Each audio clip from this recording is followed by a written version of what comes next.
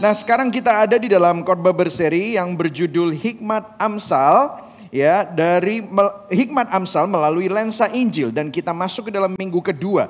Dan judul khotbah saya hari ini adalah Developing Gospel Wisdom. Dan kita akan langsung baca ayatnya karena we have a lot to cover today. Amsal 3 ayat 1 sampai ayat yang ke-13, kemudian kita lompat Amsal 30 ayat 1 sampai 4. Dan judul dari perikop kita hari ini adalah berkat dari hikmat. Nah, minggu lalu kita sudah belajar bahwa hikmat itu bukan aturan, bukan pola, tetapi hikmat itu adalah Yesus Kristus sendiri. Hikmat adalah pribadi yang bisa kita kenali, bukan hanya teori yang dipelajari. Nah, kita akan baca sama-sama dan saya akan membaca yang putih, saudara baca yang kuning, kita akan bergantian. Hai anakku, janganlah engkau melupakan ajaranku dan biarlah hatimu memelihara perintahku. Ayat kedua, karena panjang umur dan lanjut usia serta sejahtera akan ditambahkannya kepadamu. Janganlah kiranya kasih dan setia meninggalkan engkau. Kalungkanlah itu pada lehermu, tuliskanlah itu pada loh hatimu. Ayat 4. Maka engkau akan mendapat kasih dan penghargaan dalam pandangan Allah serta manusia. Percayalah kepada Tuhan dengan segenap hatimu dan janganlah bersandar kepada pengertianmu sendiri. Ayat yang ke-6. Akuilah dia dalam segala lakumu, maka ia akan meluruskan jalan. Janganlah engkau menganggap dirimu sendiri bijak, takutlah akan Tuhan dan jauhilah kejahatan. Ayat 8. Itulah yang akan menyembuhkan tubuhmu dan menyegarkan tulang-tulangmu. Muliakanlah Tuhan dengan hartamu dan dengan hasil pertama dari segala penghasilanmu. Ayat 10. Maka lumbung-lumbungmu akan diisi penuh dengan sampai melimpah-limpah dan bejana pemerahanmu akan meluap dengan air buah anggurnya. Hai anakku, janganlah engkau menolak didikan Tuhan dan janganlah engkau bosan akan peringatannya. Ayat 12. Karena Tuhan memberi ajaran kepada yang dikasihinya, seperti seorang ayah kepada anak yang disayangi. Berbahagialah orang yang mendapat hikmat, orang yang memperoleh kepandaian. Kemudian kita akan lompat Amsal 30 ayat 1 sampai 4. Perkataan Agur bin Yake dari Massa. Tutur kata orang itu, aku berlelah-lelah ya Allah, aku berlelah-lelah sampai habis tenagaku. Ayat kedua, sebab aku ini lebih bodoh daripada orang lain. Pengertian manusia tidak ada padaku. Juga tidak kupelajari hikmat sehingga tidak dapat kukenal yang maha kudus. Ayat 4, siapakah yang naik ke surga lalu turun? Siapakah yang telah mengumpulkan angin dalam genggamnya? Siapakah yang akan membungkus air dengan kain? Siapakah yang telah menetapkan segala ujung bumi? Siapa namanya? Siapa nama anaknya? Engkau tentu tahu. Berbahagialah orang yang mendengar firman Tuhan, memelihara dalam hatinya dan melakukan dalam hidupnya. Jadi hari ini kita akan bicara tentang developing gospel wisdom. Saudara, kalau saudara baca kitab hikmat, terutama kitab Amsal, kita harus melihatnya dari lensa Injil. Saya minggu lalu sudah menjelaskan kepada saudara mengapa harus dari lensa Injil. Karena kalau tidak dari lensa Injil, maka saudara akan jatuh ke dalam kedua ekstrim ini. Karena musuh Injil adalah dua. Yang pertama adalah legalisme. Kalau saudara berpikir bahwa waktu saudara mempelajari kitab prinsip-prinsip firman Tuhan, dan saudara berpikir kalau saudara melakukan semuanya, maka saudara akan mendapatkan berkat, maka saudara akan hidupnya baik-baik saja, terlepas dari masalah, maka saudara akan jadi sombong. Karena kalau tanpa kacamata Injil, maka saudara akan berpikir, hidupku baik-baik saja, hidupku diberkati karena aku melakukan A, B, C, D, E. Gak seperti kamu, kalau hidupmu gak karu-karuan, hidupmu berantakan, itu karena kamu gak bisa melakukan apa yang aku lakukan. Sehingga kalau kita gak hati-hati dan tidak melihatnya dari lensa Injil, maka kita akan menjadi orang legalis. Orang-orang yang kelihatannya rohani tetapi sombong, agamawi, moralis. Tetapi sebenarnya saudara gak cinta Tuhan. Karena saudara hanya ingin menggunakan Tuhan sebagai sarana untuk mendapatkan apa yang saudara maui dengan mengikuti prinsip-prinsip Alkitab. Sehingga fokusnya sebenarnya bukan Tuhan, tetapi self. Betul saudara? Dan ini terjadi di mana-mana dan ini menyedihkan karena itu terjadi di dalam gereja-gereja. Tetapi ekstrim yang satunya ini adalah produk dari, ini saya mau kasih tahu kepada saudara, anak-anaknya legalis, anak-anaknya agamawi, anak-anaknya orang moralis, merasa bahwa orang tua mereka mungkin adalah orang-orang yang munafik. Papa mama mah.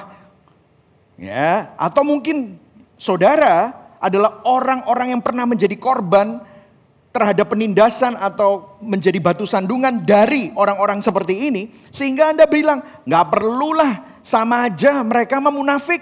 Mereka mah percuma ngomong doang, kelihatannya suci di gereja. Sehingga mereka tidak lagi menghiraukan prinsip-prinsip Alkitab. Sehingga mereka menjadi liberal, kaum liberalis. Sehingga mereka gak suka dengan agama. Sehingga mereka berpikir, udah hajar aja. Selama gue happy, selama gue bisa enjoy, selama kita bisa menikmati segala sesuatu, hidup cuman sekali. Ya, seperti lagunya Tulus, muda sekali, remaja sekali, ya, tua sekali, ya. Hiduplah untuk kini, ya gitu saudara ya.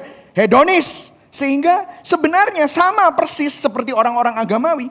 Fokusnya selama gue enjoy, akhirnya fokusnya self lagi. Padahal ini bukan desainnya Tuhan, yang sono juga bukan desainnya Tuhan. Itulah sebabnya kita perlu melihat dari lensa Injil. Karena waktu kita melihat lensa Injil, kita sadar bahwa kita sebenarnya nggak mampu. Tetapi puji Tuhan, karena begitu besar kasih Allah akan dunia ini, sehingga dia mengaruniakan anaknya yang tunggal, supaya barang siapa yang percaya kepadanya tidak binasa. Kalau saudara ada di sini, saudara binasa. Kalau saudara ada di sini, saudara binasa. Tetapi melalui Kristus, saudara diselamatkan. Yang setuju katakan amin. Jadi itulah kenapa kita harus melalui lensa Injil. Nah, minggu lalu kita belajar banyak pentingnya hikmat, definisi hikmat, masalah hikmat, dan petunjuk solusinya. Kita udah jelas tahu bahwa kita selalu membutuhkan hikmat kebijaksanaan dalam menjalani setiap aspek kehidupan kita. Dan hikmat itu tentunya bukan pengetahuan, lebih dari pengetahuan, lebih dari teologi, visi, nilai, etika moral, kepintaran, kebaikan, keluhuran. Dan kita tahu ya, bahwa Tuhan menciptakan langit dan bumi dengan pola keteraturan. Ada orbit tata surya, begitu teratur. Jarak bumi dengan matahari, ada hukum gravitasi, ada hukum aerodinamik. Selama kita beroperasi di dalam batasan pola-pola keteraturan itu, hidup kita akan baik-baik saja. Begitu juga kalau ada pola keteraturan di dalam tata surya alam semesta, maka juga ada keteraturan dalam hubungan suami istri. Cara mendidik anak, cara mengelola keuangan, cara bagaimana kita melihat segala sesuatu dari kehidupan. Itu ada pola keteraturannya. Dan akan merupakan sesuatu yang luar biasa dan merupakan suatu kebijaksanaan saat kita menjalani hidup dengan menghargai pola keteraturan Tuhan. Itulah sebabnya kita butuh hikmat. Betul ya saudara ya? Nah, sebelum saya masuk tetapinya, ya minggu lalu kan kita belajar tentang itu. Saya itu suka kemarin kan saya masih bergabung dalam care group. Saudara, gembala sidang saudara ini masih tergabung dalam care group ya saudara. Jadi care group itu penting sekali, komunitas itu penting sekali. Di dalam care group kita bertanya secara jujur, kenapa sih kok kita itu suka tanya sama pastor gitu ya? Pak, boleh nggak sih kita melakukan ini? Dosa nggak sih kita melakukan ini? Kalau kita minta didoakan, selalu minta didoakan. Kalau tentang kerjaan, tentang sekolah, tentang karir, Pak doakan saya supaya punya hikmat. Wah gitu ya saudara ya. Berapa banyak suka begitu ya saudara? Doakan saya Pak supaya saya punya hikmat. Nah, kenapa sih kok kita ini senang sekali untuk minta hikmat sama Tuhan? Kenapa sih? Dan kita berusaha untuk mengkorek ini di care group ya, di komunitas. Untuk mendapatkan jawaban yang jujur. Dan akhirnya jawaban yang jujur keluar. Kenapa sih kok kita minta hikmat? Nah, saya mau tanya sama saudara. Kenapa hikmat itu penting buat hidup saudara? Boleh dijawab? Boleh celetukan? Terus pura-pura gak ngomong. Anyway, saudara pakai masker, gak ada yang tahu siapa yang ngomong. Kenapa sih saudara butuh hikmat? Hah? Ada ya?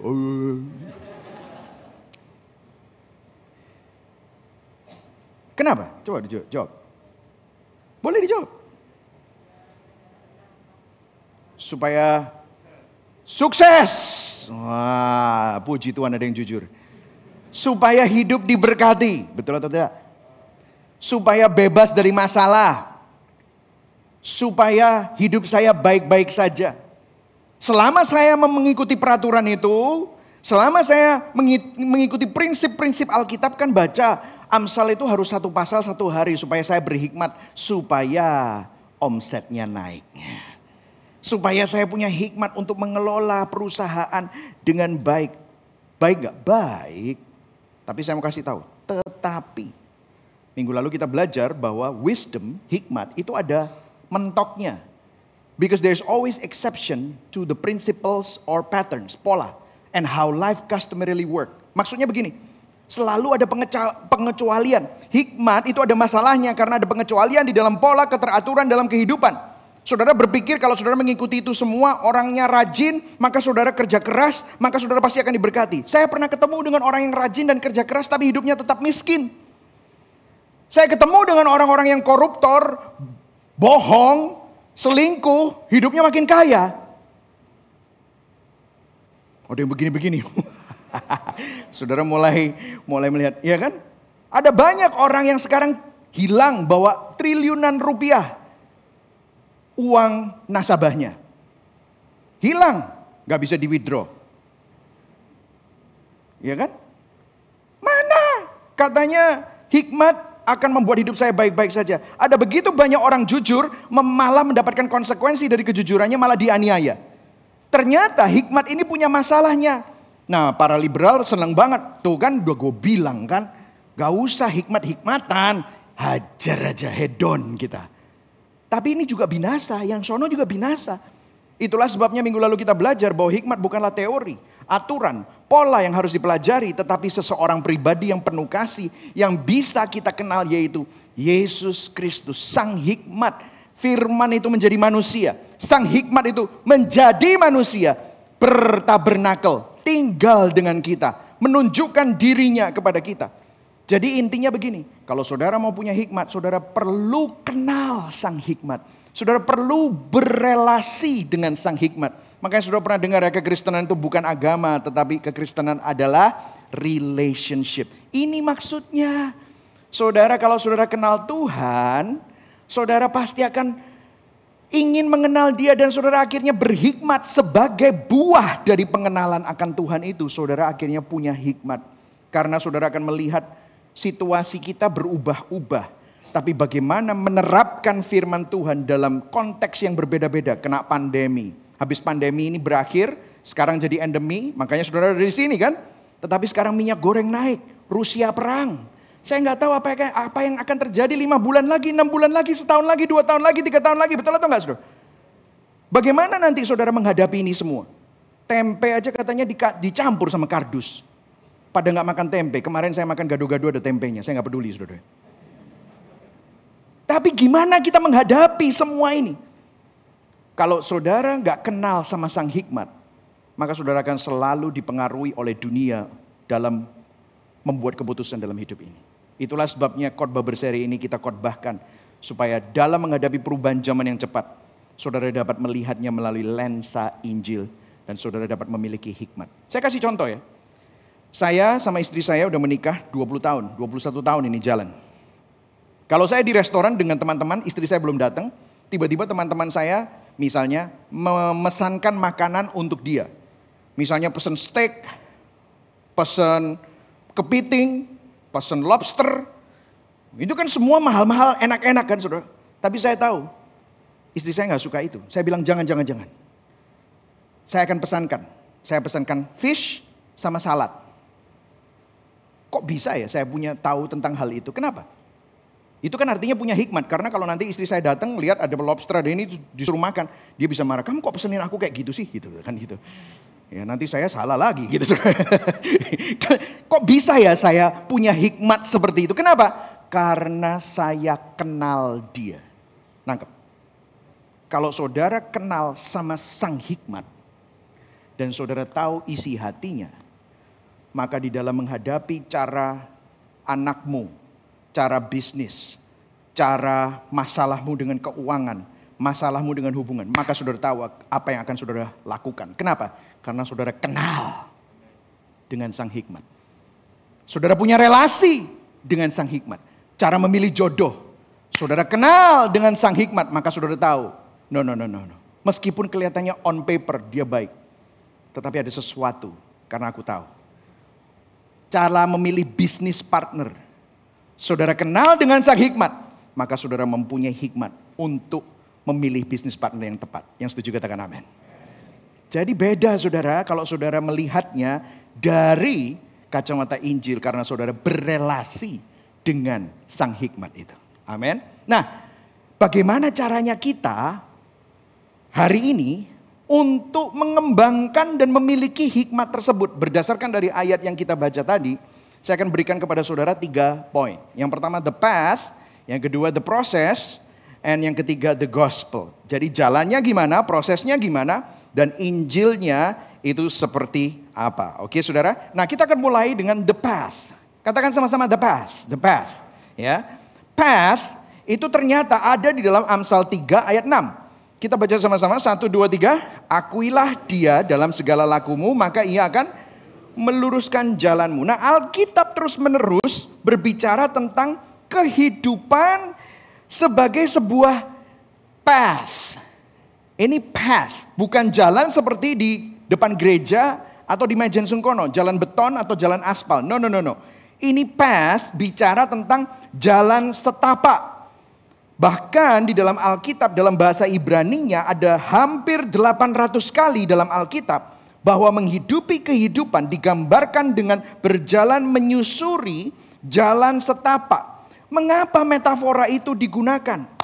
Nah saudara, saya akan jelaskan kepada saudara bahwa kalau saudara hiking, saudara perlu jalan menyusuri suatu rute. Rutenya adalah jalan setapak. Waktu Anda hiking atau berjalan, itu adalah suatu aktivitas yang sama. Nah kalau saudara hiking gimana? Kalau saudara hiking? Saudara hiking adalah saudara jalannya apa? Setapak demi setapak. Kalau saudara hiking, misalnya hikingnya 20 kilo. Kira-kira saudara 20 kilo menyusuri jalan setapak, engkle nggak? Bisa nggak? Bisa 100 meter, habis itu kram. Betul. Bisa nggak saudara jalan? Gitu.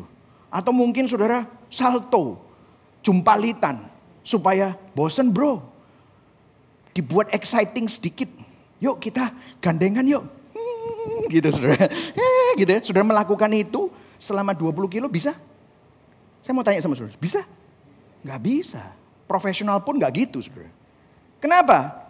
Karena jalannya jauh. Apa yang dilakukan waktu kita menyusuri dan hiking, menyusuri jalan setapak? Kita melakukan apa? Kanan, kiri, ayun, ayun, kanan, kiri. Terus dijalani sampai ke sebuah tempat. Jadi artinya the path itu bicara tentang untuk mendapatkan hikmat, kita perlu menyusuri jalan setapak kebijaksanaan. Gak ada yang loncat, gak ada yang salto, gak ada yang engkle. Kenapa? Karena Alkitab bicara di dalam menjalani kehidupan, kita ini digambarkan seperti berjalan menyusuri suatu jalan setapak. Hal yang membosankan, terus menerus, berulang-ulang, gak exciting, mengayun setapak demi setapak. Artinya begini, kita memiliki hal-hal yang dilakukan terus menerus secara disiplin.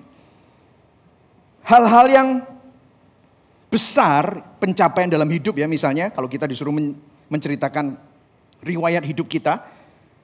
Oh saya lulus S1, saya lulus S2, saya buka toko, saya buka pabrik, saya menikah, saya punya anak, saya hidupnya bahagia. Itu adalah hal-hal yang besar dalam hidup saudara. Tetapi tahukah saudara hal-hal yang besar itu tidak akan pernah terjadi kalau saudara tidak menyusuri jalan setapak. Kanan, kiri, belajar, kerja keras, ngirit, nabung. Betul atau tidak saudara? Ini hanya menunjukkan kebenaran umum. Kalau dalam menghidupi kehidupan biasa saja saudara butuh itu. Apalagi untuk mengenal sang hikmat. Yang setuju katakan amin. Kita butuh.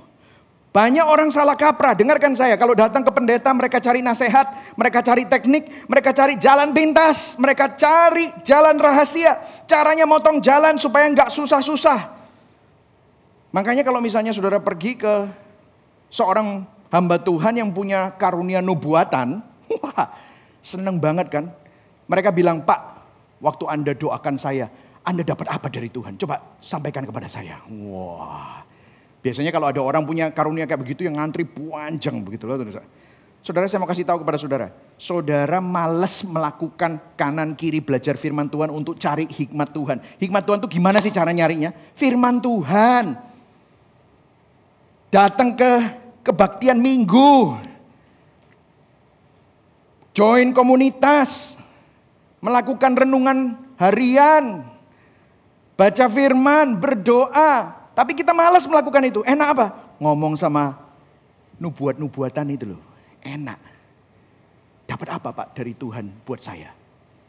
Antrinya panjang, 10 orang pertama masih akurat. 11 orang bukan lagi nubuat, tapi gua buat-buat gitu saudara. Terus saudara? Jadi kita ini senengnya cari shortcut. Tapi saudara ya, ini bukan cuma hanya orang-orang Kristen. Orang dunia juga, kalau saudara pergi ke toko buku, 7 cara, 5 cara untuk hidup bahagia, untuk punya keluarga harmonis. 15 cara untuk jadi sultan. Kan begitu saudara, banyak macam-macam. Semuanya 4 langkah, 8 langkah, 7 langkah. Khotbahku pun yang laku, itu kayak begitu. Selalu cari jalan rahasia, pintu rahasia, tombol. Alkitab gak pernah bilang itu. Wisdom is not a shortcut. Wisdom is not a door. Wisdom is not a technique. It's a process. Saudara harus berjalan menuju kepada hikmat untuk mengenal sang hikmat melalui jalan setapak. C.S. Lewis bilang, bagi orang bijak di masa lalu, pertanyaan utamanya selalu bagaimana jiwa saya menghadapi semua pergumulan dan kehidupan serta kenyataan hidup yang berat ini. Solusinya apa? Hikmat dan kebijaksanaan. Dan saudara nggak bisa menemukannya dengan jalan setapak, jalan pintas. Saudara harus melakukannya melalui jalan setapak, menyusuri jalan itu kanan kiri, ayun-ayun. Yang setuju katakan amin. Nah sekarang mungkin saudara tanya, oke pastor saya setuju. Gimana caranya kanan kiri itu kan membosankan. Apa saja yang harus dilakukannya? Here you go, kita masuk ke dalam the process. Prosesnya seperti apa? Dan kita baca menurut ayat Alkitab di Amsal 3 ayat 3. Ayo kita baca sama-sama. 1, 2, 3. Janganlah kiranya kasih dan setia meninggalkan engkau. Kalungkanlah itu pada lehermu. Tuliskanlah itu pada loh hatimu. Nah, kasih dan setia di situ sebenarnya ada satu kata yaitu hesed. Hesed itu anugerah, kasih karunia, the love of God. Jadi prosesnya, saya berikan beberapa proses, ini bukan langkah tetapi merupakan suatu proses. Katakan sama-sama proses, oke? Prosesnya apa?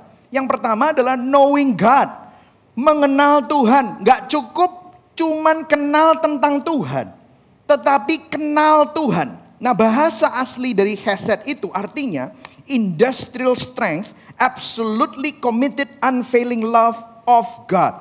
Kasih yang tidak bersyarat, yang tidak bergantung oleh ketidakstabilan kita. Kasih Tuhan bagi kita itu benar-benar dilimpahkan, tidak berhenti. Tuhan berkomitmen untuk mengasihi kita. Kalau kita mau mendapatkan hikmat Tuhan dan mengenal sang hikmat, kita perlu terus-menerus merenungkan, memikirkan kasih Tuhan kepada kita. Menghafalkan ayat-ayatnya, mengatakan kepada diri kita sendiri secara terus-menerus berulang-ulang, saudara. Itulah sebabnya Martin Luther berkata, I preach the gospel to myself every day because I forget every day. Saya mengabarkan Injil kepada diri saya setiap hari. Seorang reformator yang tahu Alkitab, biarawan yang sekolah teologi, dia bilang, aku mengabarkan Injil pada diriku sendiri. Kenapa? Karena aku lupa setiap hari. Jadi ini perlu diulang-ulang. Kiri, kanan, ayun-ayun. Terus diulang-ulang. Saya mau tanya sama saudara. Kira-kira praktek apa yang perlu terjadi supaya ini terjadi berulang-ulang? Saudara, dalam 1 tahun ada berapa minggu? 52 minggu. Artinya saudara cuma punya kesempatan ke gereja. By the way, saya ngomong kayak gini bukan supaya membuat saudara merasa bersalah untuk gak ke gereja. Tapi saya mau menceritakan prosesnya ya ini, saudara. Nangkep, saudara. Untuk saudara kenal sama Tuhan, saudara perlu mendengarkan Injil 52 kali dalam setahun. Saudara butuh sabat untuk gak ngapa-ngapain. Saudara perlu untuk duduk mendengarkan khotbah dan merenungkan Injil. Biarlah Injil itu mengkalibrasi hati saudara. 52 minggu saja saudara cuma punya kesempatan dalam 1 tahun. Ini 2022. Saya berdoa ini adalah minggu ke-13 atau minggu ke-14 kalau nggak salah. Supaya saudara terus melakukan itu. Saudara tahu banyak orang yang tidak menganggap itu terlalu penting. Ya akhirnya pergi kemana. Saudara tahu apa yang saudara katakan kepada anak-anak saudara waktu saudara melakukan itu? Saudara bilang, Bali lebih penting daripada Tuhan. Jepang lebih penting daripada Tuhan. Eropa lebih penting daripada Tuhan. Tuhan mah kalau kita perlu aja. Halo, saya bukan ngomong kayak begini untuk menghakimi saudara, tetapi saya ingin menunjukkan kepada saudara bagaimana firman Tuhan bilang, ulang terus.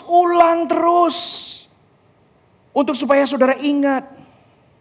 Gak heran tiba-tiba anak saudara udah umur 20-an, sudah dewasa, saudara pusing. Kok dia gak cinta Tuhan? Contohnya siapa? Orang tuanya. Halo? Jadi ini kita perlu pikirkan. Kalau saudara download Gibeon app, saudara perlu login. Di sana ada daily devotional. Setiap hari kita hadir melalui app di HP saudara. Karena saya tahu, bangun tidur langsung yang pertama kali dicek siapa? HP. Ada notifikasinya. Jangan lupa baca renungan harian. Saudara baca nggak? Habis itu baca renungan harian, ada ayatnya. Basisnya di mana? Di atas. Saudara tinggal pencet, ceklek, baca. Dulu ada yang komplain, Pak saya nggak bisa ngeklik itu ayatnya. Jadi saya malas baca karena saya harus buka app satu lagi. Mas Dure, males buka app satu lagi. Oke, saya siapkan. Kita bayar orang untuk memastikan. Tinggal diklik langsung buka ayatnya. Wah. Terus ada yang bilang, Pak saya mau baca Alkitab setahun. Di situ cuma dikasih Yosua 5 sampai Yosua 7. Males Pak, buka lagi Yosua gini-gini. Oke. Kita siapkan, diklik sekarang buka. Wes bocok gak? Sudah disiapin nih gitu saudara. Nah ini semua kita lakukan untuk apa? Supaya kamu bisa kenal Tuhan. Know God. Terus kemudian apa? You need community. Saudara butuh komunitas. Saya aja masih butuh komunitas. Saya masih butuh orang yang memperingatkan saya. Mendoakan saya. Menegur saya. Mengencourage saya. You need that saudara. Terus ayat yang kelima. Kita baca sama-sama. 1, 2, 3. Percayalah kepada Tuhan dengan segenap hatimu. Janganlah bersandar kepada lean not on your own understanding. Jadi begini, yang pertama adalah know God. Kita perlu kenal sama Tuhan, tetapi yang kedua, semakin kita kenal Tuhan, you also need to know yourself. Mengakui kelemahanmu. Karena semakin kamu kenal sama Tuhan, semakin kamu sadar bahwa kamu ini terbatas. Kamu itu gak bisa apa-apa tanpa Tuhan. Kita ini gak bisa apa-apa tanpa Tuhan. Amsal 3 ayat 5 dan ayat 7-nya, lihat ayat 7a-nya. Coba baca sama-sama, 1, 2, 3. Janganlah engkau menganggap dirimu sendiri bijak. Ada banyak orang merasa aku gak butuh komunitas, aku gak butuh orang lain, aku cuman hanya butuh baca-baca sendiri aja lah, gak bisa. No. Saudara, kalau saudara berpikir bahwa engkau itu adalah orang bijak, itu adalah kebodohan. Eric Ortlund pernah bicara begini, the great paradox of the book of Proverbs is wise people are extremely aware of their foolishness, but the fools think that they are wise. Saya terjemahkan. Paradoks terbesar di kitab Amsal bahwa orang bijaksana secara ekstrim sadar akan kebodohannya, sedangkan orang yang bodoh selalu berpikir bahwa mereka ini pintar atau bijaksana. Oh, aku nggak butuh apa-apa, aku is pinter. Itu adalah kebodohan. Dengan kata lain, ya. Kalau Anda tidak berpikir Anda bodoh, tidak berpikir Anda lemah atau Anda terbatas, maka Anda ini sebenarnya, kalau saudara nggak pernah berpikir seperti itu, Anda ini bodoh. Anda ini nggak berhikmat. Tetapi ketika kita sadar bahwa aku ini sering sok pinter, aku ini bahkan sering merasa pinter dan bijaksana, aku sering merasa kuat, justru ini adalah menunjukkan bahwa kamu ini bijaksana. Kenapa? Karena saudara sadar, karena aku ini bodoh, maka aku butuh hikmat Tuhan. Karena aku ini lemah, aku butuh bergantung sama Tuhan. Karena aku ini terbatas, aku butuh pertolongan Tuhan yang tidak terbatas. Amin saudara. Ini adalah hikmat. Disitulah kita sebenarnya sedang menyusuri jalan setapak kiri kanan, ayun-ayun.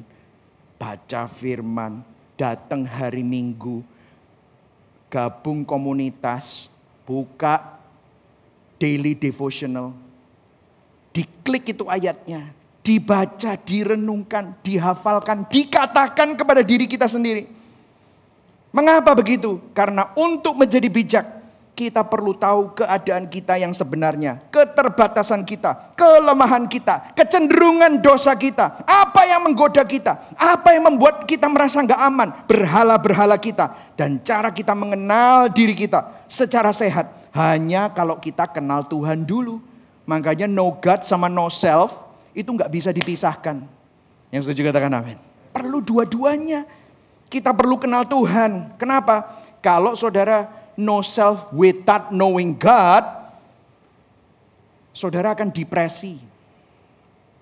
Saudara, ada banyak orang yang pada saat mereka ada di puncak kekayaannya, puncak ketenarannya, kok bunuh diri? Kenapa ya? Saudara pernah lihat hal-hal seperti itu? Banyak loh saudara. Orang yang hidupnya menurut kita itu adalah sebuah impian, mereka depresi, butuh minum obat antidepresan. Bahkan mereka ingin bunuh diri. Kenapa? Karena mereka tidak bisa melakukan sesuatu, yaitu merefleksikan dan mengakui kelemahan mereka dan melihat keadaan dunia, sehingga hidup mereka itu kalau nggak ada Tuhan, hopeless. Saudara, gini loh, satu-satunya cara kita bisa jujur akan kelemahan kita, dan kita nggak kompensasi. Saya kasih contoh ya. Kenapa sih kok ada orang tuh kompensasi? Pernah nggak saudara melihat ada orang yang terlalu over? Terlalu over mewahnya dalam dari atas sampai bawah harus mewah. Kenapa? Saudara, kalau diselidiki sama psikologi, saya nggak bilang loh ya. Saya nggak bilang kalau saudara pakai barang mewah ini saudara kompensasi, nggak bilang. Tetapi ada yang seperti itu. Kenapa mereka kompensasi seperti itu? Karena di dalam mereka merasa tidak ada harga diri. Karena itu perlu jam mahal, jeans mewah, kacamata mewah, mobil mewah, berliannya banyak untuk nunjukin, aku berharga. Supaya orang lihat, ciamik, hebat dia. Sehingga dia punya harga diri. Itu kompensasi. Saudara tahu, satu-satunya cara kita bisa jujur dengan kelemahan dan keterbatasan kita, dan kita tidak kompensasi. Saat kita sadar akan kelemahan kita, dosa kita, semua ketidaksempurnaan kita di hadapan Tuhan. Tetapi di saat yang sama kita juga sadar, walaupun kita lemah, walaupun kita bobrok, walaupun kita berdosa, meskipun kita penuh kekurangan, kasih Tuhan tetap merangkul kita. Karya Kristus terus menerus menjangkau kehidupan kita. Anugerahnya justru menopang kita. Sehingga meskipun kita menyadari kekurangan kelemahan kita, tetapi pada saat yang sama, kalau kita kenal Tuhan, kita justru dikuatkan. Amin saudara. Itulah sebabnya no God and no self gak bisa dipisahkan. Dan selanjutnya saudara, Amsal 3 ayat 1, lihat saudara. Kita baca sama-sama ya. Hai anakku, janganlah engkau melupakan ajaranku. Dan biarlah hatimu memelihara perintahku. Nah saudara, kalau perhatikan, anakku, ajaranku, hatimu memelihara perintahku. Ini adalah tulisan seorang mentor kepada mentinya. Seorang pembimbing kepada orang bimbingannya. Seorang sahabat kepada sahabatnya yang lain. Seorang pemimpin kepada orang yang dipimpinnya. Ini bicara apa? Ini bicara orang lain yang menasehati kita. Jadi bukan hanya know God, bukan hanya know self, tetapi know your friends. Kenali siapa temanmu dan komunitasmu.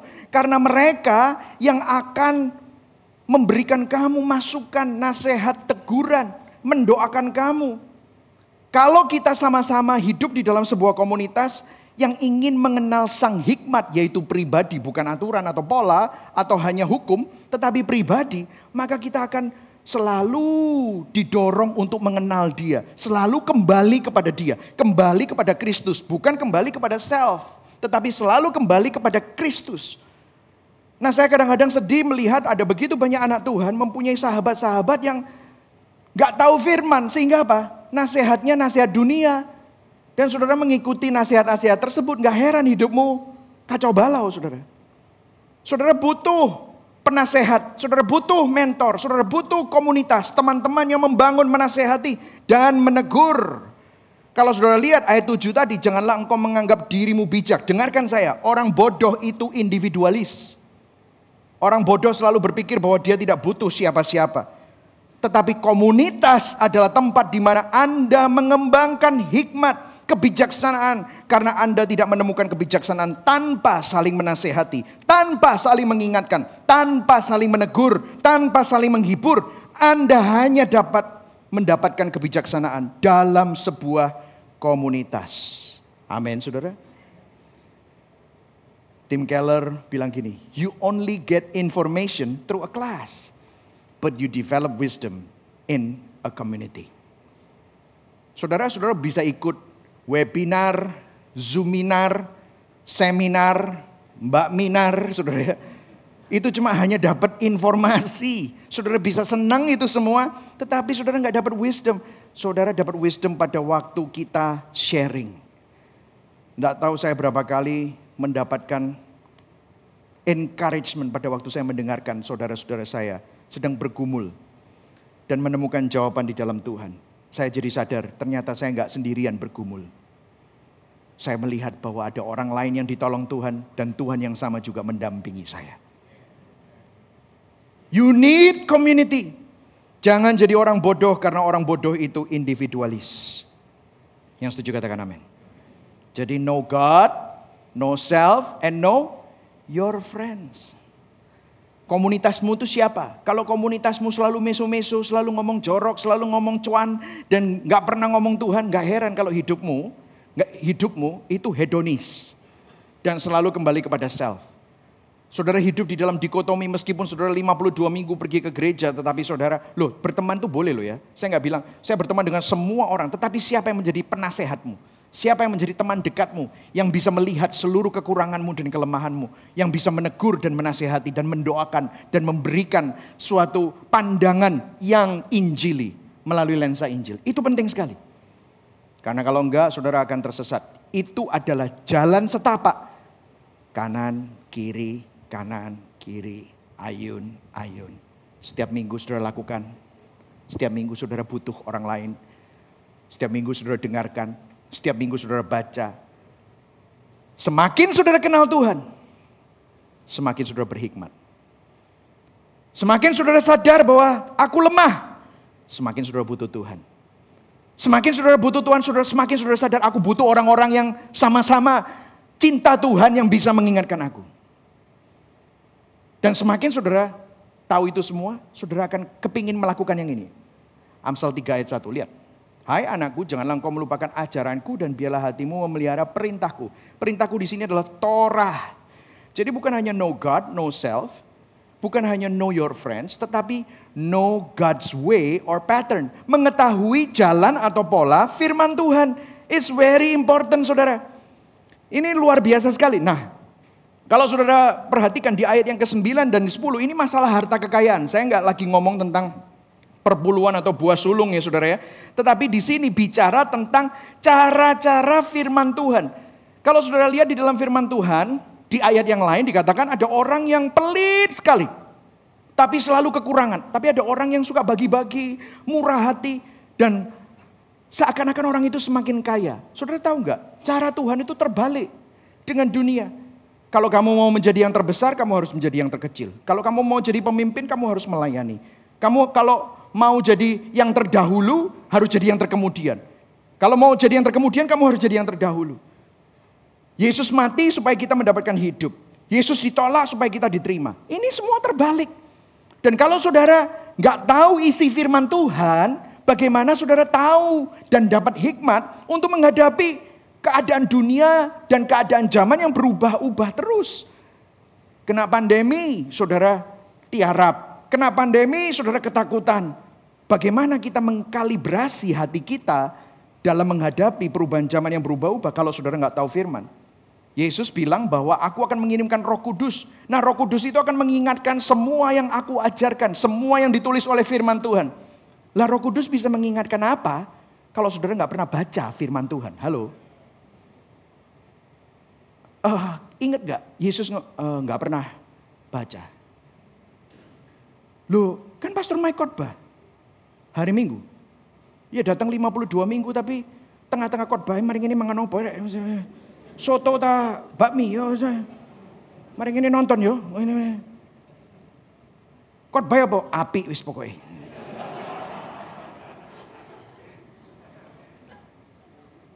Halo?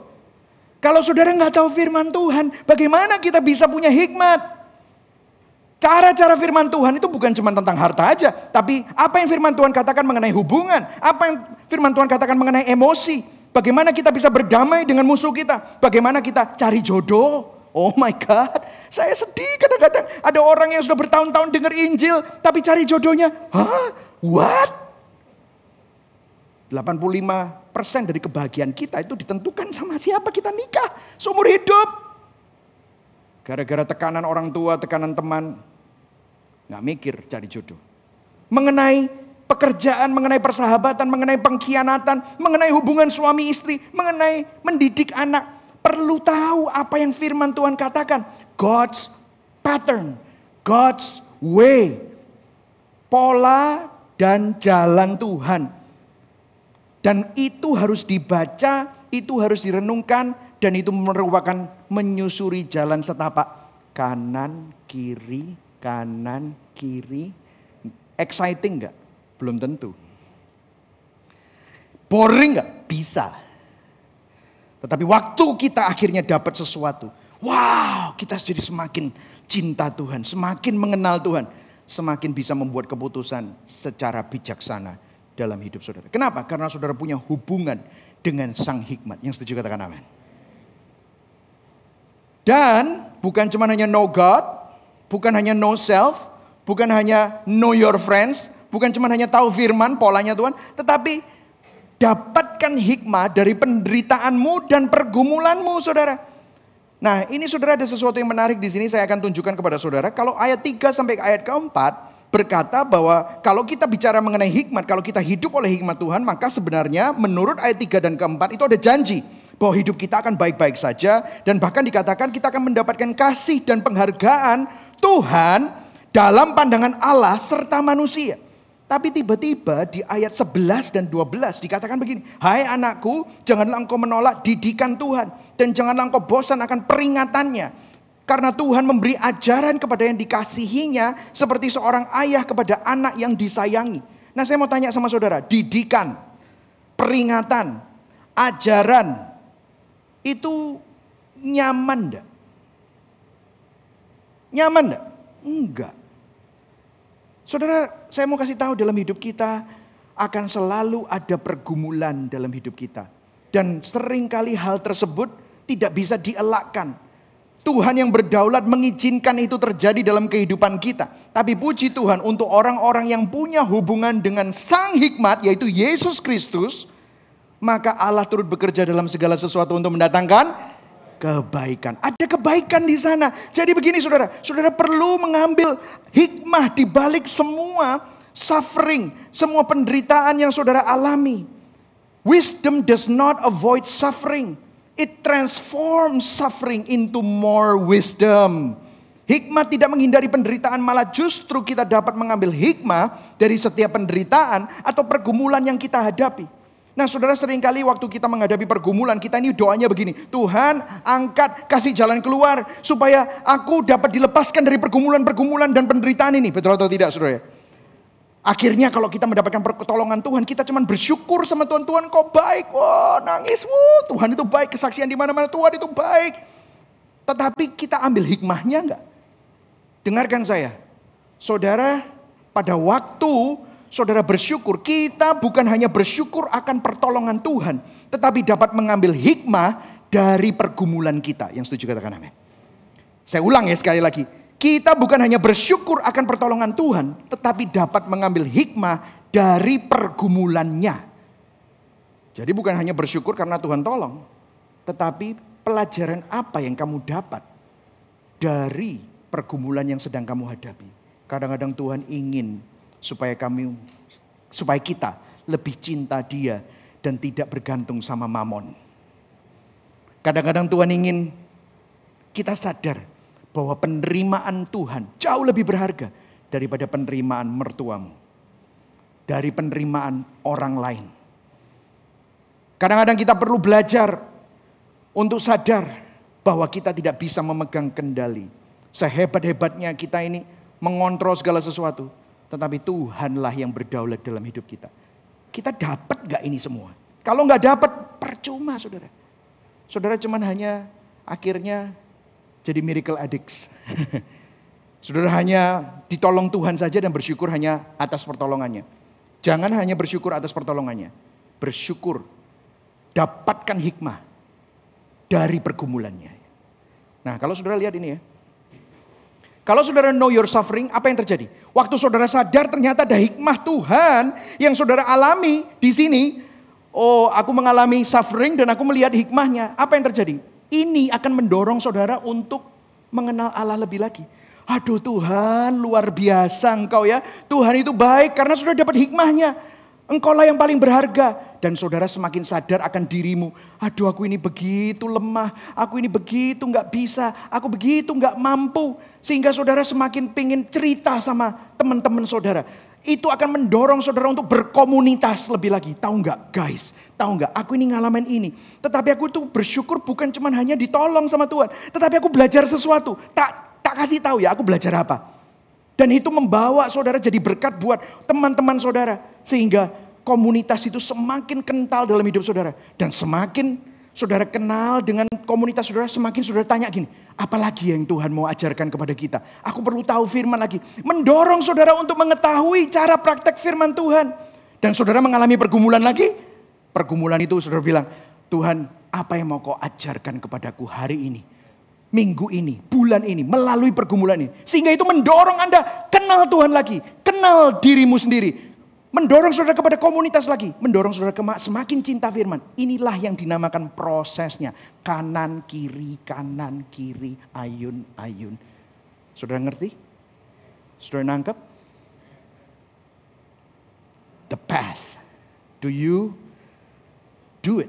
Mari sama-sama kita tahun 2022 ini belum terlalu terlambat untuk kita melakukannya. Yang setuju katakan amin. And the gospel. Apa? Kalau saudara ngomongin tentang suffering, ada suffering yang lebih lagi. Karena begini saudara, ini kita masuk dalam Injilnya. Ada begitu banyak unexplainable suffering. Saya kasih contoh. Suffering yang tidak seperti unexplainable suffering. Papaku meninggal, istriku selingkuh, pacarku mutusin aku. Itu suffering gak? Ya suffering. Aku batal nikah, itu suffering gak? Ya suffering. Rumahku disita, ya suffering. Itu yang saya sebutkan, sufferingnya itu beda dengan ini.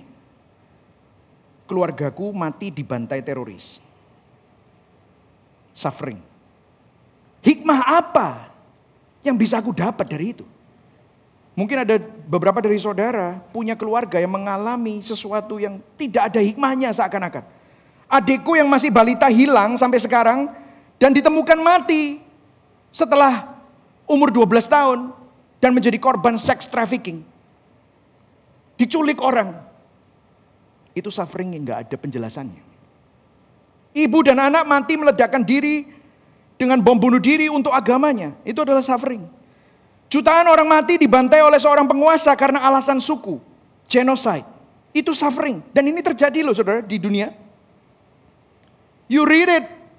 You listen to it di CNN, BBC, saudara dengar ini.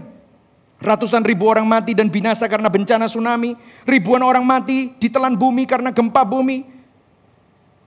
Ini adalah unexplainable suffering. Di sini loh gospelnya saudara.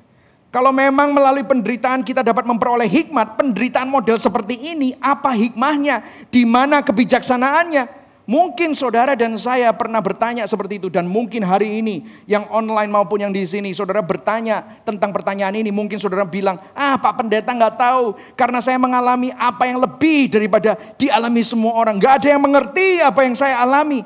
Dan saudara bertanya seperti itu. Orang yang tidak bersalah, orang yang tidak berdosa kok mati? What happened? Dan ternyata di Amsal 30 ayat 1-4. Ini tadi belum kita bahas. Di akhir dari Amsal. Ada seorang yang namanya Agur bin Yake dari Masa. Dia adalah salah satu orang bijak yang kata-katanya ditulis di dalam kitab Amsal. Juga mengalami pertanyaan yang sama. Juga mengalami keresahan yang sama. Karena dia tidak menemukan jawabannya. Dia bilang, aku berlelah-lelah sampai habis berpikir, aku gak bisa mikirin. Kenapa? Karena dia tidak menemukan jawaban. Ada korban perang, korban kekejaman, manusia saling membunuh, saling mengkhianati. Ada kesusahan hidup karena bencana alam. Hikmat manusia itu mentok. Dengan kata lain, dia seolah-olah bilang di ayat yang keempat, hanya kalau Tuhan sendiri yang turun dari surga dan bicara langsung kepada kita manusia dan memberitahu apa yang terjadi di dunia. Kejahatan, penderitaan, dan ketidakadilan yang aku lihat. Hanya kalau Tuhan itu datang dan menjelaskan kepada aku. Karena aku gak bisa menjelaskannya. Aku frustrasi. Aku butuh seorang turun dari surga. Maka aku akan memiliki kebijaksanaan yang sejati. Sampai saat ini orangnya belum datang menurut dia. Dan dia betul-betul mengatakannya di ayat 4. Siapa orang ini? Nih. Siapakah yang telah menetapkan segala ujung dunia? Siapa namanya? Siapa nama anaknya? Engkau tentu tahu. Saudara, ini luar biasa sekali. Di dalam perjanjian baru, Yesus sang hikmat bercakap-cakap dengan Nikodemus, seorang Farisi, ahli hukum Taurat. Nikodemus gak bisa jawab. Gimana caranya kita dapat masuk ke dalam kerajaan surga? Disuruh lahir baru. Gimana caranya? Hikmatku mentok karena aku tahu aku gak bisa ngelakuin ini semua. Sampai ayat 13. Baca sama-sama ayat 13. 1, 2, 3. Tidak ada seorang pun yang telah apa? Naik ke surga selain daripada dia yang telah turun dari surga. Yaitu siapa? Itu aku. Saudara tahu kalau saudara pergi ke Alkitab, dimanapun Alkitab, Alkitab Indonesia, Alkitab bahasa Jawa, Alkitab bahasa Inggris, ayat itu ada marknya. Dan saudara cari mark itu, kalau saudara online diklik, dibawa ke Amsal 30 ayat 4. Karena Yesus lagi ngomong sama Nikodemus. Kamu masih ingat? Agur pernah tanya, siapa yang akan turun dari surga menjelaskan kepadaku tentang semua penderitaan yang ada di dunia ini? Siapa yang bisa menjelaskan itu semua? Gak ada. Aku ini loh orangnya. Aku Tuhan, aku orangnya yang dibicarakan si Agur. Seorang bijaksana yang akan turun dari surga. Dan saudara tahu Yohanes 3 ayat 10-13. Sambungannya apa? Yohanes 3 ayat 16. Karena begitu besar kasih Allah akan dunia ini. Dia melihat penderitaanmu. Dia melihat ketidakadilan. Dia melihat semua yang kacau di dunia ini. Dia mengaruniakan anaknya yang tunggal. Supaya barang siapa yang percaya kepadanya tidak binasa. Tidak hidup dalam kesia-siaan. Tidak hidup di dalam hikmat yang mentok. Tetapi memperoleh kehidupan. Akulah Tuhan yang kudus. Yang akan mengalami penderitaan tertinggi. Akulah sang hikmat. Perwujudan hikmat yang tertinggi, bukan dalam bentuk teori, bukan dalam bentuk abstrak, tetapi akulah pribadi hikmat itu. Melalui aku, melalui pengorbananku, melalui penderitaanku, aku justru memberikan penebusan melalui kematianku. Aku memberikan hidup yang kekal, seolah melalui kekalahan, aku memberikan kemenangan besar. Justru melalui salib, Yesus memuaskan murka Allah yang didasari dari keadilan Allah. Tetapi pada saat yang sama, melalui salib, melalui cucuran darahnya, Yesus juga menyatakan kasih Allah kepada umat kesayangannya, yaitu saudara dan saya. Inilah saudara. Saya akan tutup dengan sebuah cerita dari Time Magazine yang diambil 12 April 2004 tentang film The Passion of the Christ, dari film yang diproduksi oleh Mel Gibson.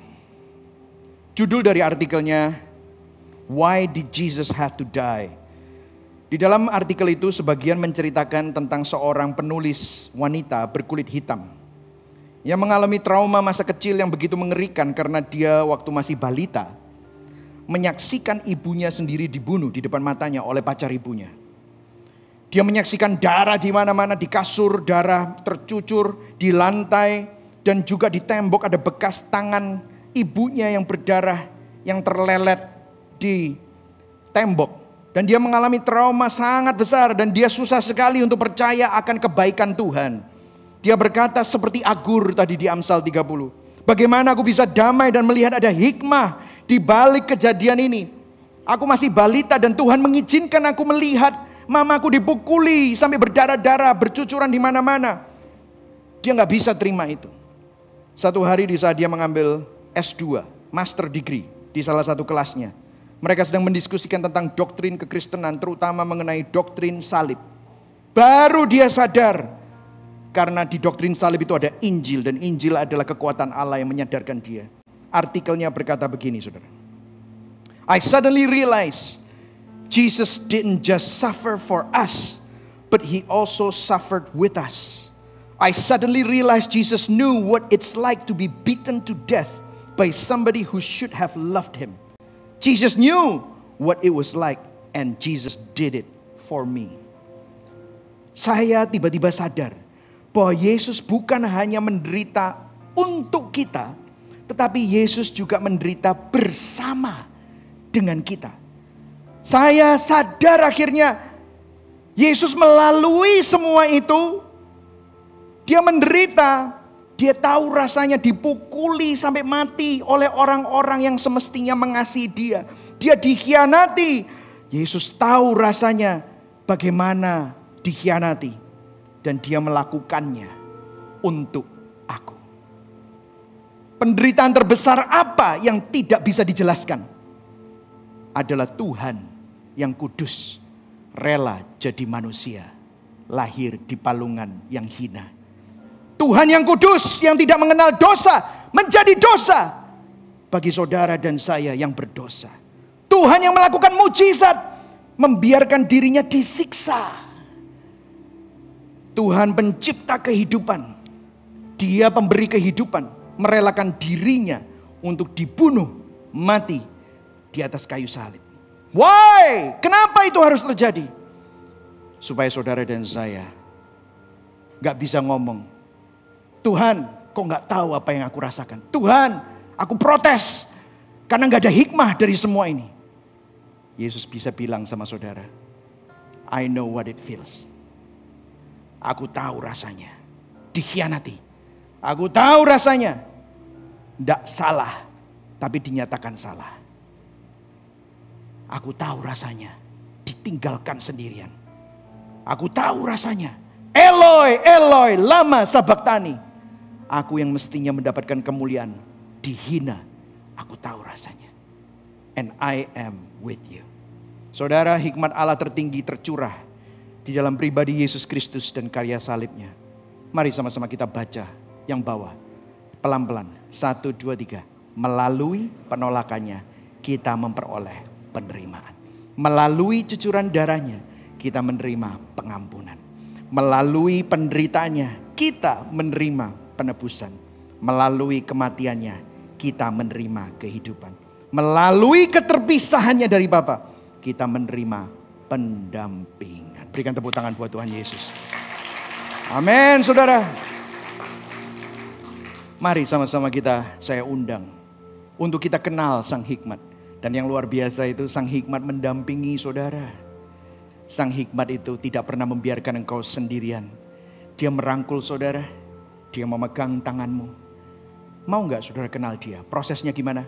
Kanan, kiri, kanan, kiri. 52 minggu. Dengarkan Injil setiap hari. Kenal dia. Hubungkan saudara dengan komunitasmu. Jangan hidup sendiri. Nanti kamu jadi orang yang bodoh. Tapi biarlah engkau kenal Sang Hikmat. Mari sama-sama kita bangkit berdiri.